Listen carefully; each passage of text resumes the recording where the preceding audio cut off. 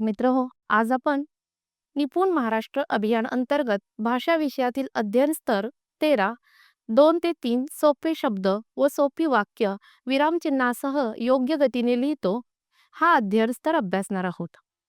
यामध्ये हा स्तर विद्यार्थ्यांना कशा प्रकारे शिकवावा याचे अधिकचे मार्गदर्शन आपण यात पाहणार आहोत. विद्यार्थी जेव्हा वाक्याचे वाचन करतात तेव्हाच ते आरोह अवरोहयुक्त व्हावे याकडे आपण लक्ष देणे गरजेचे असते. त्यामुळे विरामचिन्ह असतील तर वाचन कसे व्हावे यासाठी शिक्षकांनी प्रकट वाचनाचा जास्त सराव घ्यावा. प्रकट वाचनाबरोबरच वाचन करताना त्यामध्ये कोणकोणते विरामचिन्ह द्यावेत याचा देखील आपण तेव्हा अभ्यास करू शकतो. आवाजातील चढ उतार उतारासह वाचल्यास कोणते विरामचिन्ह वापरावे हे पटकन समजते. यासाठी आपण लेखनाचा सराव करण्यासाठी काही वाक्यांचा दाखला घेऊया.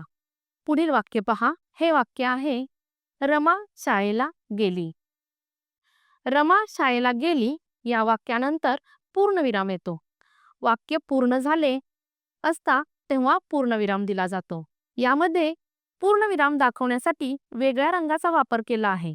त्यामुळे विद्यार्थ्यांच्या पटकन लक्षात येते की पूर्णविराम कशाला म्हणायचे आणि विद्यार्थी पूर्णविराम व्यवस्थितपणे त्यांना आत्मसात होतो.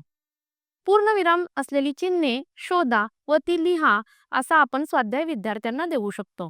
यानंतर पुढील वाक्य आहे, शाब्बास, उत्तम गुण मिळाले.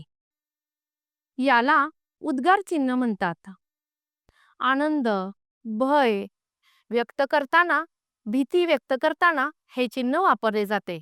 आता समोर बघा कशाचे चित्र आले. हे चित्र दाखवून विद्यार्थ्यांना प्रश्न विचारावा. तेव्हा विद्यार्थ्यांनी दिलेली विविध उत्तरे स्वीकारावीत. त्यामध्ये काही विद्यार्थी म्हणतील, बापरे किती मोठा हा साप. अरे बाबा बाबा बाबा, हा फारच भयानक साप आहे. यामध्ये अबब नंतर येणारं चिन्ह उद्गारवाचक चिन्ह, नंतर साप आणि त्याच्या खाली हे वाक्य, अबब केवढा मोठा साप. इथे उद्गार चिन्ह वेगळ्या रंगाने दाखवले आहे. त्यामध्ये उद्गारवाचक चिन्ह यामध्ये विद्यार्थ्यांना पटकन लक्षात येते आणि या वाक्याचे लेखन विद्यार्थ्यांनी पाटीवर करावे अशा सूचना द्याव्यात. आणि याच पद्धतीने उद्गारवाचक चिन्ह असलेली वाक्य पुस्तकातून, गोष्टीच्या पुस्तकातून शोधून आणा व त्याचे लेखन करा असे सांगितल्याने विद्यार्थ्यांना जास्त सोप्या पद्धतीने आपण शिकवू शकतो आणि दृढीकरण त्यांचं चांगलं होऊ शकतं. आश्चर्य व्यक्त करताना आपण उद्गार चिन्ह देतो, हे त्यांच्या लक्षात येईल. आता पुढील चित्र बघा. या चित्रात काय दिसत आहे? येथे काय दिसत आहे नंतर प्रश्नचिन्ह दिले आहे.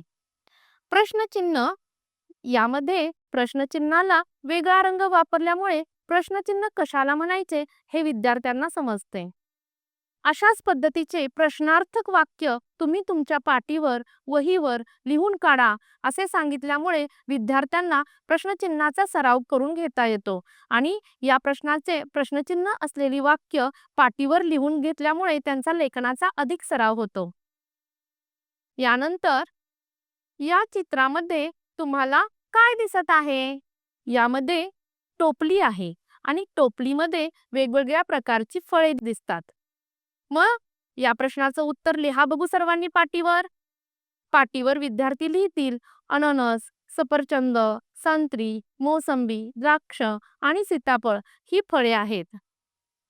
या ठिकाणी लाल रंगाने चिन्ह दाखवले आहे त्याला स्वल्पविराम म्हणतात. एकाच जातीचे शब्द पुन्हा पुन्हा आल्यास या चिन्हाचा वापर केला जातो. वाचन करताना एका शब्दानंतर श्वास घ्यावा. त्या पद्धतीने आपण विद्यार्थ्यांना वाचन करून दाखवावे. स्वल्पविराम जिथे जिथे आहे ते वाक्य तुम्ही पाटीवर लिहा अशा सूचना केल्यामुळे ते वाक्य लेखनासाठी विद्यार्थ्यांचे जास्त दृढीकरण होते. आता समोरील चित्र पहा. समोरील चित्रात मांजर एकावर एक चढलेले आहे. यामध्ये हे चित्र दाखवून आपण विद्यार्थ्यांच्या मध्ये संवाद घडवून आणू शकतो. सांगा पाहू, मांजर आपापसात काय बोलत असतील? मुलांची येणारी उत्तरे आपण दुहेरी उतरण चिन्हात लिहावीत. त्यामुळे एखाद्या व्यक्तीचे तोंडचे वाक्य असल्यास ते दुहेरी उतरण चिन्हात लिहितात हे विद्यार्थ्यांना समजेल.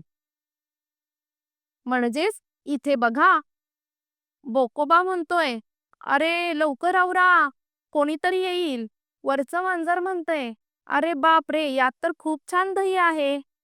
अशा पद्धतीने वाक्यांचे तुम्ही लेखन करा.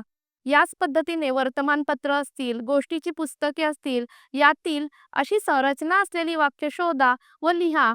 यासारखा स्वाध्याय दिल्यामुळे विद्यार्थ्यांची चिन्हांचे जास्त सराव होऊन त्यांचे दृढीकरण होऊ शकते. निश्चितच आपण या सर्व मार्गांचा अवलंब करावा. त्यामुळे विद्यार्थी अतिशय सोप्या पद्धतीने स्वरचिन्ह लिहितील असे मला वाटते. धन्यवाद.